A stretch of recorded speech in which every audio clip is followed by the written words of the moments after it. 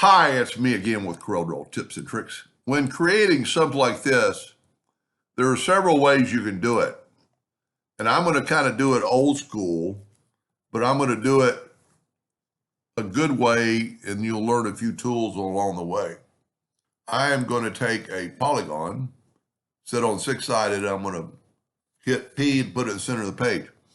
It's six-sided, so I'm going to rotate it 30 degrees. And the real reason I'm rotating it 30 degrees, so when I move this handle, I can hold down the control button and get it equal. You can see my cursor is moving across it, but it won't get off that axis.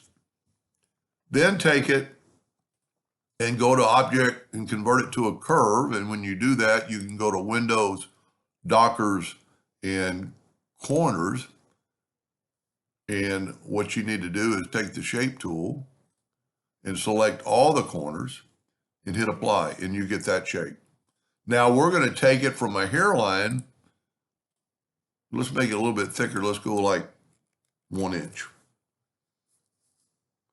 Let's go 0.75.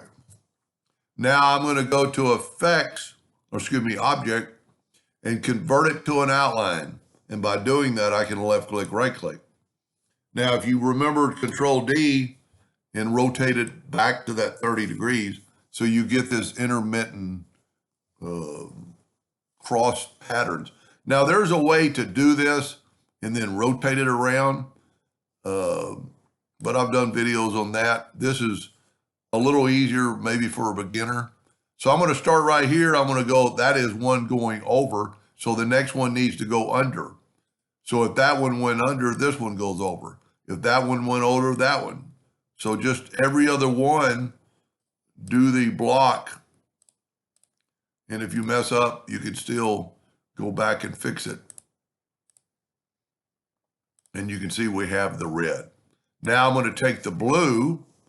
I'm going to get my Smart Fill tool, and it doesn't matter what color.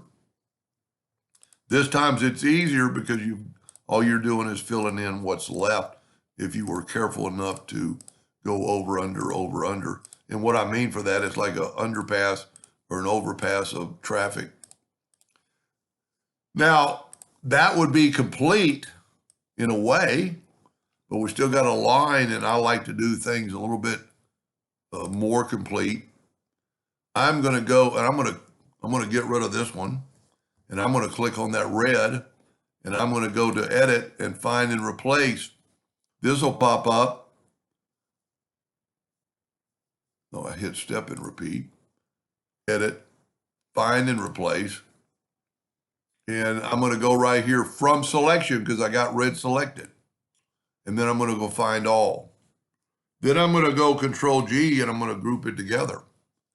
Now I'm going to click off of it, click back on it, move that out of the way. I'm actually going to go to Object, Group, and ungroup it. And then I'm going to weld it together.